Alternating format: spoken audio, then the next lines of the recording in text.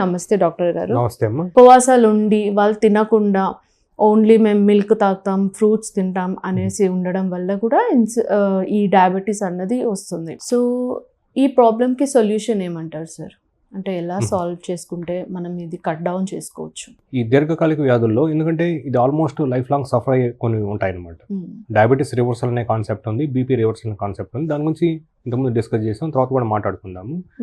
Most of the people ఒక disease వచ్చిన తర్వాత ఏదో ఒక మెడిసిన్ వేసుకుంటూ ఉంటారు. సో వీళ్ళకి రకరకాల సోర్స్ నుంచి ఇన్ఫర్మేషన్ వస్తూ ఉంటుంది. Whether it is really economical based information కావచ్చు, లేదు నాన్ ఎకనామికల్ నిజంగా వచ్చే సలహా కూడా కావచ్చు. వీటిని ఎలా మనం చూడాలి అంటే, ఎవరు మనకి చెప్తున్నారు, ఎవరు హెవీగా మార్కెటింగ్ చేస్తున్నారు. If somebody is marketing heavily, then we have to think వాళ్ళ సెల్ఫ్ పర్పస్ లేకుండా ఎందుకు మార్కెటింగ్ చేస్తున్నారు, వాళ్ళు ఏమైనా సాధు పొంగోలా, లేదు మనం ఆదుకోవడానికి వచ్చారా పైనుంచి ఆలోచించాలన్నమాట. సరే వాళ్ళ కమర్షియల్ యాక్టివిటీ కోసం ప్రమోషన్ చేస్తున్నారు అనుకున్నా, దీంట్లో ఎంతవరకు నిజం ఉంది పరిశీలించాలి. అందులో ఇప్పుడు మనకి ఇన్ఫర్మేషన్ టెక్నాలజీ వచ్చిన తర్వాత ప్రతి ఒక్కరి దగ్గర మొబైల్ ఫోన్స్ అయిపోయింది, దాంట్లో ఇన్ఫర్మేషన్ దొరుకుతూ ఉంటుంది. సో ఇన్ఫర్మేషన్లో రిలయబుల్ ఇన్ఫర్మేషన్ సోర్సెస్ ఎక్కడ, అది ప్రతి ఇండస్ట్రీకి కొన్ని స్టాండర్డ్స్ ఉంటాయి అన్నమాట. ఇప్పుడు ఫర్ మెడికల్ ఫీల్డ్లో తీసుకున్నారనుకోండి, ఈ డయాబెటీస్ సంబంధించి అమెరికన్ డయాబెటిక్ అసోసియేషన్ ఒకటి ఉంటుంది, అలాగే బ్రిటిష్ డయాబెటిక్ అసోసియేషన్ ఉంటుంది, ఆస్ట్రియన్ డయాబెటిక్ అసోసియేషన్, అట్లా డెవలప్డ్ కంట్రీస్లో ఉంటుంది. అన్ఫార్చునేట్గా ఏంటంటే ఇండియాలో పెద్ద రీసెర్చ్ ఉండదు కాబట్టి మన అసోసియేషన్స్ వాళ్ళ గైడ్లైన్స్ని అడాప్ట్ చేసుకుంటాయి అన్నమాట. So most of our Indian guidelines are from overseas, westernized అంటే దాన్ని ఇండియనైజ్డ్ వెస్టర్న్ వర్షన్ అనవచ్చు. సో అలా జరుగుతుంది. Similarly for thyroid, for example ఒక పేషెంట్ వచ్చారు, డయాబెటీస్ పేషెంట్, సార్ HbA1c ఎంత ఉండాలి, 6.5 అంటే డయాబెటీస్ అని నాకు చెప్పారు, ఇది నిజమా కాదా అంటే మేము చెప్తాం HbA1c 6.5 ఉంటుంది. రేపు టెస్ట్ చేస్తే వేరే ల్యాబ్లో 7 కూడా ఉండొచ్చు, ఇంకో ల్యాబ్లో 6 కూడా వస్తుంది. 3 రిపోర్ట్లు తప్పని కాదు, బికాజ్ మన బాడీ అనేది డైనమిక్ ప్రాసెస్. ఒక రిపోర్ట్ మీద బేసే డయాగ్నోస్ చేయం, అబ్జర్వ్ చేస్తాం అసలు యాక్చువల్గా ఏం జరుగుతుంది బాడీలో అనేది. ఎందుకంటే వీఆర్ నాట్ ఇనర్ట్ థింగ్స్, మన బాడీలో ఎవ్రీ సెకండ్ చేంజెస్ జరుగుతుంటాయి. 5 నిమిషాలు ఉన్నట్లు మనం ఇప్పుడు ఉన్నాం. సో మీరేం వరీ కావద్దు, ఎలాగూ అది కొంచెం అబ్నార్మల్ స్టేట్లో ఉంది కాబట్టి డైట్ ప్లస్ ఎక్సర్సైజ్ ఈ రెండు అనేది ఇంపార్టెంట్. అంటే లైఫ్ స్టైల్ చేంజెస్ అనేది, డైట్ గురించి ఇంతకుముందు చాలాసార్లు డిస్కస్ చేశాను. And another main component of ఈ లాంగ్ స్టాండింగ్ డిసీజెస్ అమ్మా ఎక్సర్సైజ్. ఇంతకుముందు మనం డిస్కస్ చేసినట్లు ఎప్పుడైతే ఓపెన్ స్పేసెస్ లేవో చాలా మంది ఏం చేస్తారు, బయటకు వెళ్ళడానికి కూడా స్పేస్ ఉండదు. కొన్ని కంపెనీస్ ప్రొవైడ్ చేస్తున్నాయి, వర్కింగ్ ప్లేసెస్లో కొంత జిమ్ చేస్తున్నారు, కానీ వాళ్ళు నాకు తెలిసి హార్డ్లీ 5% కూడా అక్కడికి వెళ్ళరు. కూర్చొని పిచ్చాపాటి మాట్లాడుకొని తప్పిస్తే కానీ అక్కడ చేయరు. కొంతమంది ఏం చేస్తారు, అత్యుత్సాహంగా ట్రెడ్మిల్ కొనేస్తారు, వెంటనే ట్రెడ్మిల్ కొనేసి ఇంట్లో పెట్టుకుంటారు. ఫస్ట్ 10 days 10 km/h స్పీడ్ బరిగిస్తారనమాట. తర్వాత 10th day నుంచి స్లోగా తగ్గుతూ వస్తుంది. 11th day 7 బరిగిస్తారు, 12th day 6 బరిగిత్తి నీరసంగా ఉందని చెప్తారు. తర్వాత ఏదో ఒక పని పడుతుంది అనమాట. పని పడిన తర్వాత దాన్ని మానేస్తారు. మ్యాక్సిమం 1 day గ్యాప్ వచ్చేటట్టు చూసుకోండి. అంటే ఈ రోజు ఎక్సర్సైజ్ చేసాం అనుకోండి, రేపు ఎక్సర్సైజ్ చేయకపోతే ఎల్లుండి ఖచ్చితంగా చేయాలి. 2 days కంటే ఎక్కువ మిస్ కాకూడదని రికమెండేషన్ అనమాట. అది ఆల్రెడీ ప్రూవన్ అనమాట అది. ఎందుకంటే once we break that thing మళ్ళీ మనకి రీసెట్ అవుతూ ఉంటుంది మెటబాలిజం. సో స్టాండర్డ్ రికమెండేషన్ అంటే డయాబెటీస్ ఉన్న వాళ్ళు at least 5 days in a week exercise ఉండాలి. ఉదయం సాయంత్రం ఆడుతారు, ఎప్పుడు చేసినా ఒకటే. అది మన కోసం మార్నింగ్ ఈవినింగ్ అనేది ఎప్పుడు చేసినా ఒకటే. దాన్ని కూడా స్టడీస్ జరిగినాయి అనమాట. మార్నింగ్ చేసినా మన కోసం టైం కేటాయించుకోవాలి, ఒక అరగంట సేపు. అప్పటికి మాకు అంటే పేషెంట్స్ వాళ్ళు చెప్పేది కానీ కొంత రెసిస్టెన్స్ ఉంటుంది అనమాట. సార్ చాలా బిజీగా ఉంటుంది లైఫ్, ఎక్కడ చేస్తాము, ఆఫీస్కి వెళ్ళాలంటారు. ఎక్సర్సైజ్ చేసినందువల్ల నీకు బెనిఫిట్, దీనివల్ల దేశానికి దేనికి బెనిఫిట్ కాదు. If you are diseased and in bed, your company is not going to care for you. As a employee మీరు మీ కంపెనీ ప్రొటెక్ట్గా ఉన్నంత వరకు ఆ కంపెనీ మిమ్మల్ని ఉంచుతుంది. ఏ రోజైతే మీ ఆరోగ్యం డ్యామేజ్ అవుతుందో, ఏ రోజు దానివల్ల మీరు అటెండ్ కాలేరో, ఇమ్మీడియట్గా ఆ రోజు కానీ పక్క రోజు కానీ ఒక స్లిప్ వచ్చేస్తుంది, నోటీస్ వచ్చేస్తుంది. సో ఇప్పుడు ఎవరి మిస్టేక్, మీదా కంపెనీదా?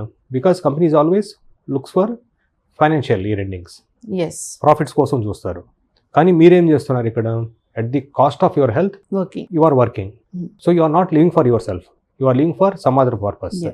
అదే మెయిన్. వాళ్ళు మీ హెల్త్ డ్యామేజ్ ఎందుకు, నెక్స్ట్ ఎవరు సఫర్ అవుతారు, మీ ఫ్యామిలీ సఫర్ అవుతుంది. At the age of 40 years మీకు హార్ట్ అటాక్ వచ్చింది, అన్నీ వచ్చింది, వర్క్ చేయలేకపోతున్నారు, నీరసం అయిపోతున్నారు. దాని ఎఫెక్ట్ ఎవరి మీద పడుతుంది? వాళ్ళు ఒక జెంట్ అనుకోండి, వాళ్ళ వైఫ్ మీద పడవచ్చు, వాళ్ళ పిల్లల మీద పడుతుంది అనమాట.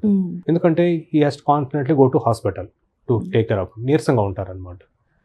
సో హాస్పిటల్కి వెళ్ళాలో, లేకపోతే బరువు బాధ్యతలు, కుటుంబ బరువు బాధ్యతలు చూసుకోవాలా, పిల్లల చదువులు చూసుకోవాలా, అంటే ఇప్పుడుండే ఈ కార్పొరేట్ ఎడ్యుకేషన్కి అంతంత మనీ మనం జనరేట్ చేయగలమా, ఇంకా ఎక్కువైపోతుంది. అంటే అదొక విషయంలాగా ఏర్పడుతుంది అనమాట. అంటే సెల్ఫ్ కేర్ అనేది తగ్గిపోయింది అంటారు. ఎస్, అందుకే మా పేషెంట్స్కి ఇంతకుముందు కూడా కొన్ని ఇంటర్వ్యూస్లో చెప్పానమ్మా, బీ సెల్ఫిష్ అని చెప్తాను. Be selfish about your health, nobody is going to care about you. If you care about your self, remaining people will take care of you. మనం హెల్త్గా ఉంటేనే మనం పక్కన వాళ్ళు హెల్ప్ చేయగలం. మనం హెల్త్గా ఉంటేనే మన ఆరోగ్యం బాగుంటేనే మన ఫ్యామిలీ బాగుంటుంది. సో మన ఫ్యామిలీ ఎదిగితే ఫ్యూచర్లో there is possibility of they looking after us. Though because of modernization we may not expect those things. పాతప్పుడులాగా కుటుంబ ఈ సంబంధాలు ఉంటాయని నేనేం అనుకోవటం లేదు. న్యూక్లియర్ ఫ్యామిలీస్ అయిపోయింది because of migration, all these things. At least till the god gives you time to walk, నడవండి. కొంతమంది అంటారు 50 ఏళ్ళకి వచ్చి నాకు మోకాళ్ళ నొప్పులు ఉన్నాయి, నేను వాకింగ్ చేయలేను అంటారు. వాళ్ళకి ఒకటే ఎగ్జాంపుల్ చెప్తానండి. మీరు ఒక వెహికల్ కొన్నారు కొత్తది, ఒక 20 లక్షలు 40 లక్షలు ₹1 కోటి పెట్టి కారు కొన్నారు. దాన్ని తీసుకొచ్చి ఇంట్లో పెట్టారు, రోజు తుడుస్తున్నారు, ఉదయం నుంచి రాత్రి వరకు దాన్ని తుడిచి పెట్టి వ్యాక్స్ కోటింగ్ వేశారు, మళ్ళీ దాని మీద క్లాత్ వేసి కప్పెట్టారు. ఏమవుతుంది కొన్ని రోజులకి? If you are not running that machine, engine ఖరాబ్ అయిపోతుంది, ఫస్ట్ దాని బ్యాటరీ పోతుంది. బ్యాటరీ, సో అక్కడ బ్యాటరీ పోయినట్టు ఇక్కడ ప్యాంక్రియాస్ పోతుంది అనమాట. అంటే ఇన్సులిన్ ఉత్పత్తి తగ్గిపోతుంది. అంటే అసలు ఇది పని చేయటం లేదు హ్యూమన్ బాడీ, దీనికి నేను ఎందుకు కష్టపడాలని అది కూడా తక్కువ పని చేస్తుంది అనమాట. అంతే కదండి. ఇప్పుడు ఓనరే పని దొంగ అయితే కింద పనులు కూడా పని చేయరు కదా. సేమ్ అదే అనమాట. మన బ్రెయిన్ ఎప్పుడైతే అట్లా ఆలోచిస్తుందో, brain is the master regulator. అంతే కదండి. మిగతా అవయవాలు కూడా తక్కువ పని చేస్తాయి అనమాట. పని చేసి ఏమవుతుంది, ఉన్న మోకాళ్ళ నొప్పులు ఎక్కువైపోతాయి, బోన్స్లో అరుగుదల వచ్చేస్తుంది అనమాట. చాలా మందికి అపోయిందంటే మోకాళ్ళ నొప్పులు ఉన్నాయి, మోకాళ్ళు అరిపినా నేను వాకింగ్ చేయకూడదు. లేనే లేదు. అది ఎంతో కొంత వాకింగ్ చేస్తే దాంట్లో ఎంతో కొంత ఆయిల్ మిగులు ఉంటుంది, అది కొంచెం వైబ్రేషన్. అంతేగాని మనం ఏమి వాడిని జాగింగ్ చేయమని, రన్నింగ్ చేయమని, లేకపోతే ఒలింపిక్స్లో పాల్గొమని మనం ఏం చెప్పడం లేదు. ఓకే. సో మన ఇండియాలో చూస్తే ఇది మోస్ట్ కామన్ మిస్టేక్ ఏమో మన వాళ్ళు చేసేది. ఎస్పెషల్లీ నేను ఎయిర్పోర్ట్లో చూస్తుంటాను అనమాట. మేము ఫ్రీక్వెంట్గా వెళ్తుంటాం కాబట్టి. మన ఎయిర్పోర్ట్లో అంత వీల్ చైర్లు ప్రపంచంలో ఎక్కడ ఉండవు. అక్కడ దాకా నడుచుకుంటూ వచ్చిన వాళ్ళు టక్కని వీల్ చైర్లో కూర్చుంటారు. వీల్ చైర్లో ఒక 10 వీల్ చైర్లు పోయి ఫ్లైట్లోకి వెళ్తాయి అనమాట. మళ్ళీ దిగేటప్పుడు కూడా మళ్ళీ వీల్ చైర్ తీసుకొస్తారు. నేను యూకేలో చూశాను, యూఎస్లో చూశాను, ఆల్ యూరోపియన్ కంట్రీస్ చూశాను. 85 ఏళ్ళు వాళ్ళు కూడా, లావు ఉన్నోళ్ళు కూడా వాళ్ళు తిరుగుతారు. మ్యాక్సిమం ఒక స్టిక్ తీసుకుంటారు అంతే, కేన్ అంటాం కదా, అది తీసుకొని తిరుగుతారు. 1-2 అరుదుగా కనబడతాయి. అది కూడా నేను చూసింది జపాన్లో అమ్మ. ఈవెన్ 95 ఇయర్స్ ఓల్డ్ కూడా వాళ్ళు హ్యాపీగా తిరుగుతారు అనమాట. ఒక కేన్ తీసుకొని తిరుగుతారు. ఎందుకంటే okay, that is individualistic culture. We're not encouraging those things and we're not comparing those things. దేవుడు మనకి టైం ఇచ్చేంత వరకు we have to be independent. మన కాళ్ళ మీద మనం నిలబడాలి అంతే. ఈ వీల్ చైర్లు ఎవరు దోస్తారు, ఎవరు ఎయిర్పోర్ట్ వాళ్ళు దోస్తారు, వాళ్ళు చేస్తారు. అట్లా ఒకరి మీద డిపెండ్ అవ్వడం అనేది ఈ ఎమోషనల్, అంటే దీనికి హోలిస్టిక్ మనం ఆలోచిస్తే మన ఇండియాలో ఏంటంటే కలెక్టివ్ కల్చర్ వల్ల నాకు బాగా లేకపోతే నా కొడుకు పట్టించుకోవాలి, నా కూతురు పట్టించుకోవాలి, లేకపోతే ముస్లాం అయిపోయిన మా అమ్మ పట్టించుకోవాలి, మా అత్తగారు పట్టించుకోవాలి అని అనుకుంటుంటారు.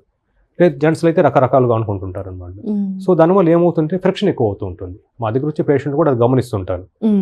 ఎందుకంటే వాళ్ళకి ఒక ఫ్యామిలీ ఉంటుంది. ఇప్పుడు ఫర్ ఎగ్జాంపుల్ ఒక అత్తగారు ఉన్నారు, మోకాళ్ళ నొప్పులు అని ఇప్పుడు ఇంట్లో కూర్చో ఉంటుంది, నడమంటే నడవదు, షుగర్ ఏమో 300-400 ఉంటుంది నడవకపోయినందువల్ల. వాళ్ళ కోడలు తీసుకొస్తారు, సాయంత్రం చూస్తారు. కానీ 24 గంటలు అత్త చుట్టూ ఉంటే జరగదు కదా. పిల్లలు చదువులు చూడాలి, ఈ హస్బెండ్ ఆఫీస్లో వాళ్ళ మేనేజర్ పెట్టే సతాయింపులు తట్టుకోలేక ఇక్కడికి వచ్చి ఈవెన్ టార్చర్ చేస్తుంటాడు. సో ఇవన్నీ భరించాలి కదా. సో ఏమవుతుంది అంటే over a period of time ఈ ఫ్రిక్షన్ ఎక్కువైపోతుంది అనమాట. సో క్వాలిటీ ఆఫ్ లైఫ్ దెబ్బతినేస్తుంది. క్వాలిటీ ఆఫ్ లైఫ్ అంటే బాంధవ్యాలు బిట్వీన్ హస్బెండ్ వైఫ్ కూడా దెబ్బతింటుంది అనమాట. సో దీనివల్ల ఏమవుతుందంటే లాంగ్ టర్మ్గా ఈ న్యూక్లియర్ ఫ్యామిలీస్ ఏర్పడడానికి one of the reasons these things, chronic diseases which can be controlled. అదే వాళ్ళు ఆరోగ్యంగా ఉండి వాళ్ళ పాటికి వాళ్ళు వాకింగ్ చేసుకుంటూ కరెక్ట్గా వాళ్ళు టైం మందులు వేసుకుంటుంటే, అన్ఫార్చునేట్ థింగ్ అంటే చెప్పాలంటే కొంతమంది మందులు కూడా గుర్తుపెట్టుకోరు వాళ్ళు ఏం వేసుకుంటున్నారు అనేది. అంటే అది ఆప్యాయత ఏదో అనుకుంటారు, ప్రేమ అనుకుంటారు, కానీ కాదు అది. ఏమంటే నేనేం మెడిసిన్స్ వేసుకుంటాను వాళ్ళ హస్బెండ్ అడుగుతారు అనమాట. ఆయన కూడా తెలియదు ఏం వేసుకుంటున్నావు అని ఒక చిన్న చీటీ చూపిస్తారు, ఇద్దరికి తెలియదు. కొన్నిసార్లు ఏం జరుగుతుంది, వీళ్ళకి తెలియదు అని చెప్పి వీళ్ళు వాడే మెడిసిన్స్ యాక్చువల్గా ఒకటి ఉంటాయి, అక్కడ ఇచ్చే మెడిసిన్స్ వేరే ఉంటాయి అనమాట. అది తక్కువ డోసులోనూ కంప్లీట్గా వేరే డిఫరెంట్ మెడిసిన్. ఎందుకంటే ఇండియాలో కొన్ని వేల లక్షల మెడిసిన్స్ ఉన్నాయన్నమాట, ఒకటే పేర్లతో ఉండేటి. పొరపాటున ఒక టాబ్లెట్ పోతే ఇంకో టాబ్లెట్ వెళ్ళిపోతూ ఉంటుంది. సో ఇటువంటి రకరకాల ఇవి మనం బయట ఎక్స్పెక్ట్ చేయాలమ్మా. ఇండియాలో ఇటువంటి హెల్త్ ప్రాబ్లమ్స్ చూడొచ్చు అనమాట. ఇది ఏ బుక్లో రాసుండవు, ప్రాక్టికల్ మనం ఎక్స్పీరియన్స్ చేస్తే మనం తెలుసుకోగలం. ఇదంతా మనం అనుకున్నంత ఈజీ కాదు. ఈ ప్రాబ్లమ్స్కి మనం సొల్యూషన్ ఇవ్వాలంటే.